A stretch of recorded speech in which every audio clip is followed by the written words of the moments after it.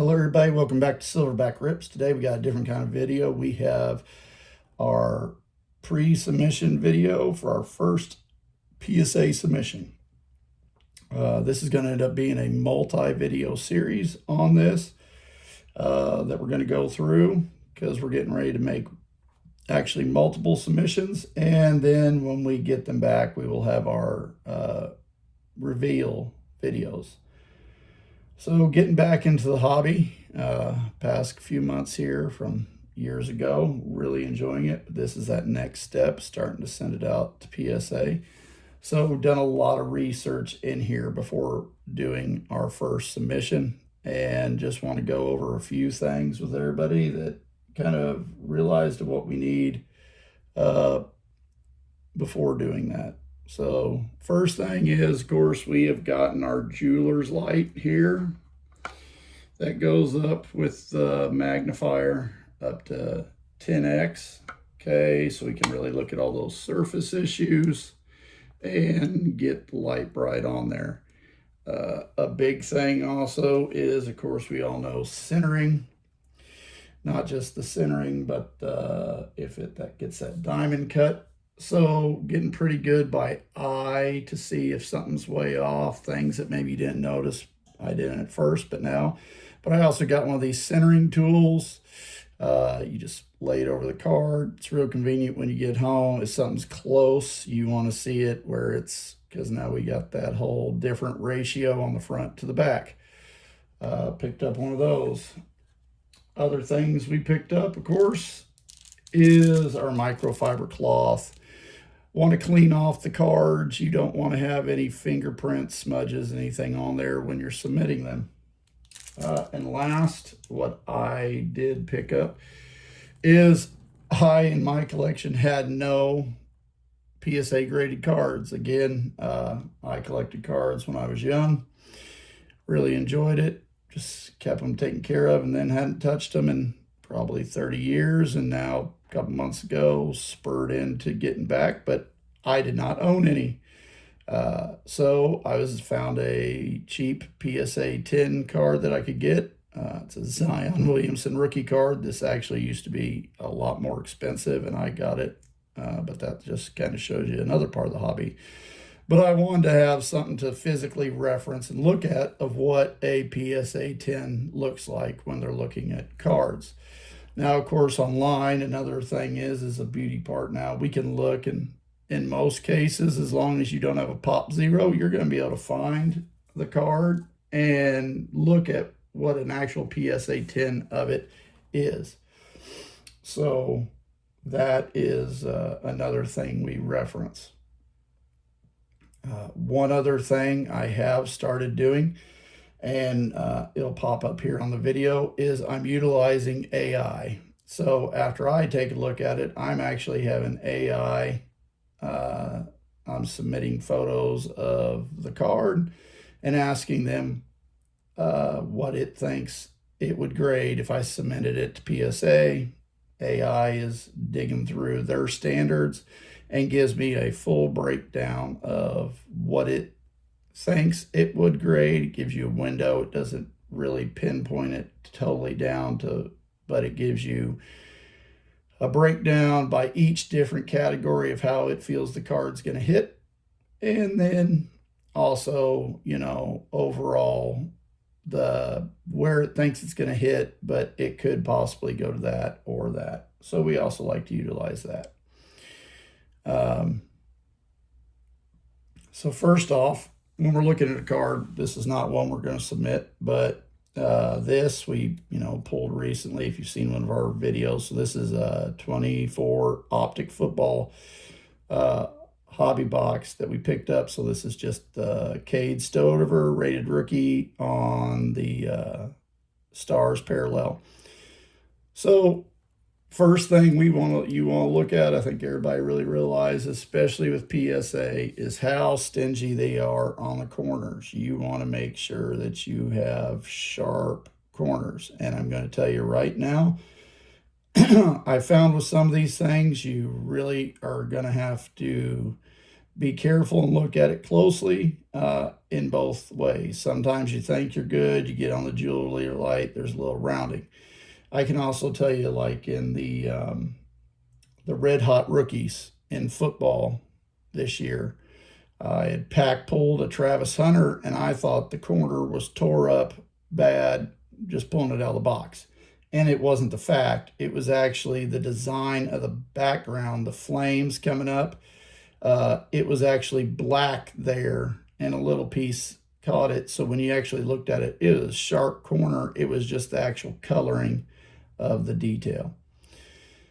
So first thing, that's the best simple fact, especially on this new, is get a good look at those corners. If they're not sharp in there, you don't even want to mess with it. And of course, I'm hoping at this point, everybody's kind of figured out the little trick of feeding it in first and sliding into your penny sleeves instead of, getting them tore up. But actually, I picked up had a card I wanted to get that I got off line, and it came in, and yeah, somebody obviously slapped it in there and tore up the corner pretty good. But so your corners. Next thing you want to do is your centering. So this one is actually pretty good. Using it just as an example. Again, we're not submitting this card.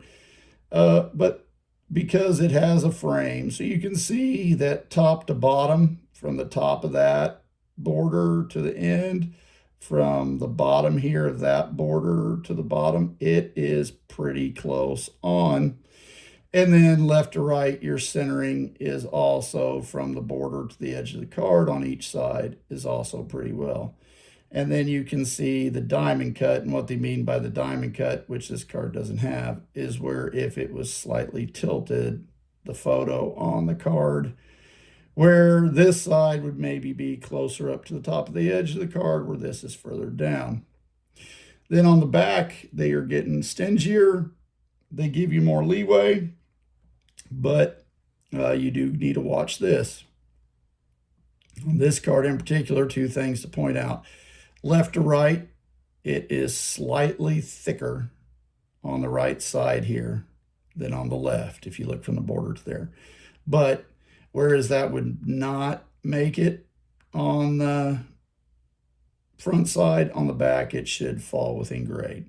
Now on this one, if you look, the interesting thing that we'll have to see on how they do with this card, is that if you look at the top of that border to the top of the card, and if you look at the bottom of the NFL logo to the end of the card, it's a little tighter, and especially with these words down here. But on this particular set that Panini released, these extra words, every card, I can't find one that it isn't extremely low, and that seems to be pretty much the base. So it'll be interesting to see on how they deal with the back centering on those. So, of course, then you have this as that chrome finish, and we would look with our jeweler's light that has the magnification, and then we also have our camera magnification that gets it to 10x on the surface. This one in particular has a good surface. You gotta watch that because of right out of a pack, you have defects on here, especially with these newer cards that are chromium like that, where there'll be defects on there where you just got to watch it. Okay, so when you start looking through, you think you got 4 sharp corners on both ends, you got no fraying on the card, you think your quartering's good, and then you got your centering seams lined up on the front and the back. Okay, the next thing what we do is we like to wipe it off. 2 common mistakes I see is, one, first, I see everybody just laying cards down flat on a table and then wiping them down. Obviously, others have had success with it, but what I like to do is I like to take one of the thicker microfiber cloths, lie the card down on it, take a second one to wipe it down. Also, I always seem to notice everybody wants to just lay it down, focus on the front, then do the back, quit light wipe. To me, they focus more on the front. So when I put this down to wipe before we're gonna put it in, I want to do the back first and get it a good wipe. So I'm just setting it down there on the microfiber cloth, taking my other microfiber cloth, putting it over it. And what I'm doing is I am just going to wipe off that card nice and easy all the way across, then do the other side. Okay.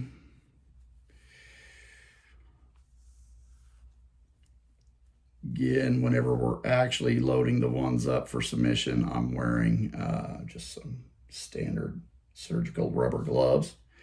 Then I'm flipping it over and I'm going to do the front, because again, you don't want to get your fingerprints on here because they will ding it or smudge it.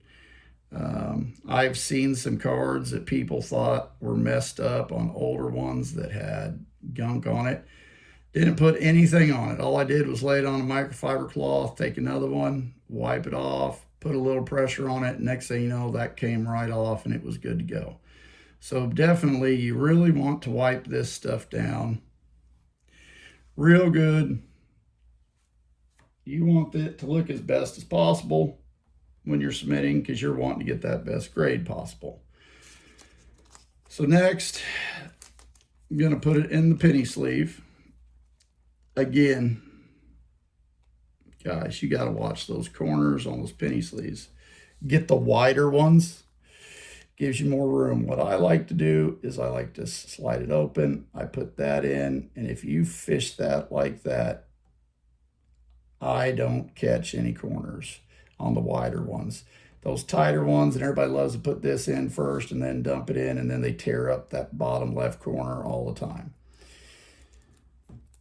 So when we do that, next thing you do, here is a big thing. I know everybody is not a fan of them, but, and I hear people say on these videos, oh, it doesn't matter, I sent it in. But when PSA has their strict rules of how they want things sent in, to me, if you're just saying, I'll be all right, you know, I'm going to send it in, well, this is human thinking. If you don't think that you aren't going to get a worse grade by not following the rules, I'm willing to bet you would.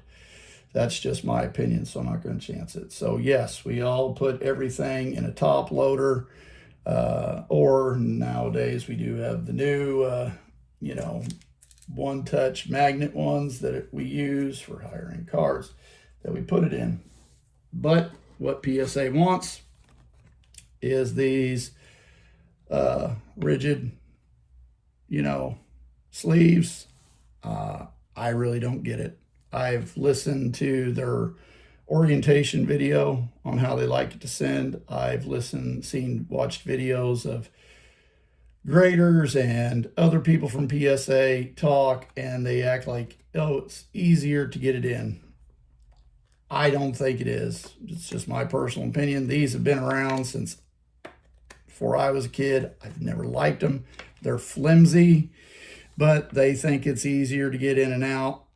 In my opinion, it's not. They say they can just, you know, take it, pop that open, then you can slide that card in, and you'll be good to go. Now, they say not to slide it all the way to the bottom. And again, to me, I don't think this is, I don't see. They say it's real easy to get them out of and all this, but my opinion, it's not, but it's what they're asking for. So that's what we're going to do. Also, what I'm going to tell you is that, again, this card's not being submitted, but what you saw, that's not what we do. In my opinion, you're sitting here and you're wanting that best grade to get that best value. You need to put that into it yourself too, to ensure that you're doing it when you're sending them their things. So penny sleeves, the thicker ones, I'm getting ready, brand new pack of them that has not been opened. I'm not using used ones that might be dirty, smudged, already have little rips on it. I'm not taking that chance. Brand new ones. The semi-rigid card holders that they're requesting, brand new pack of them. They haven't been used. I've got some that people have sent, cards to me, or I've seen at shows, and they're just tore up, old, being recycled. I get it. But when I'm turning stuff into PSA, brand new ones. And then, of course, you need to get a box that'll fit. I found that this, I know a lot of them. I think it's good experience. What they do is once they've gotten PSA submissions back, the orders they send, they turn around and save those boxes and they resubmit using them. I think it's very smart. So, but to start it off, these boxes here you can get, it's the standard, it's the 330 count. And if you look at it, it's wide enough and you can take it and you can put the semi-rigid down in there and it won't move around. It'll fit nicely. You can even lay them down, and then we're going to put some extra cushioning in. And then once we do, we'll tie that all up. We have the protectors that we will then wrap the cards all together. We will take our card protectors to then put on each side of the card that we all know. Put it in there. We're going to put some foam in there. Then we're going to put that box into a larger shipping box and have bubble wrap in there to secure the order before we send it out. Again, you got to look at this as you're wanting value to it. So you want that top value to earn that, then you need to put that in there as you would think. So that's on the prep thing. So next part, since we're getting ready to do our first order, I've done a lot of research on a lot of videos on these reveals, and there's a couple things that I've came from. I know everybody gets upset and says that, oh, they'll blah, blah, blah, and they're screwing me. They're not letting this happen, which I can agree. And also you got to realize these are people doing it. So I've noticed, in my opinion, not every time, but the most time, when people start cross-sending in submissions where you have multiple sports, multiple eras, multiple brand, that's when you're really starting to see where people get caught off guard with something. And you got to remember, when you listen to these PSA guys, basically there's a set in the queue. They get to go up, select from that window, and that's the one they want to do. And you guys got to remember, just like any of us, they're people. So if you see an order that's like nothing but new aged Pokemon, and then you have one, early 90s hockey card in there, well, I'm going to guess that early 90s hockey card is going to be the one that doesn't catch as good as grade, because they're wanting to see all that and they want to do it. And then all of a sudden they get that one in. Their specialty is going to be more in one thing or in the other. They're not going to be top on all of it. And then you're going to have your preference. So you also see things that when you start jumping from sport to sport, to me, I'm not every time, but I feel that's when people start getting these random ballpark ones. So to me, I've noticed that those higher gem rates seem to come from when it's a focus on like one sport and in the same era, so many not too far off. So it's those same type of look and card that you're looking at to go for. So like I said, this is going to be a series of videos. So what we're going to do is we're getting ready to make actually 5 different submissions. Okay, because we focus, as you know, basketball, football, and we're starting to get into baseball, learning more and more about that every day. So we're going to do it. So we are going to have a basketball submission. We are going to have a baseball submission, a football submission, and then we are going to have cards that I have from late 80s, early 90s, in that world. and that's going to be a separate submission. Because again, if you take something like, you know, this 2025 Topps Cooper flag, and you're putting it next to the 90 Flair Jordan, those are two totally different kind of cards.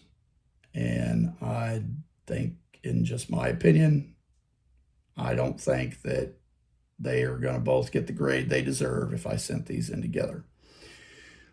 So, again, we are going to do basketball with stuff like this. But another thing that I'm concerned with that I've noticed is I'm also curious about the jumping from brands. So with Topps taking over the licensing this year, and we have all this flagship Topps basketball. So actually our first submission of basketball is going to be all of Topps. And then actually we're going to do a second basketball submission that is recent, like 24 and 23, but it's all of the Panini cards. We will then have a submission that we have picked out of baseball that we'll be submitting out.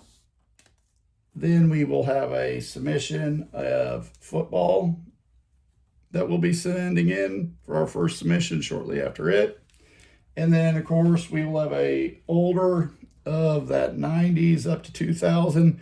This is going to be mixed between, you know, some basketball, football, baseball. It will be stronger on basketball, what I said, but I feel like I've noticed that they are more amped to seeing those older, more vintage cards come in mixed between the 2 and 3 sports compared to here more recently. They're more favorable to it.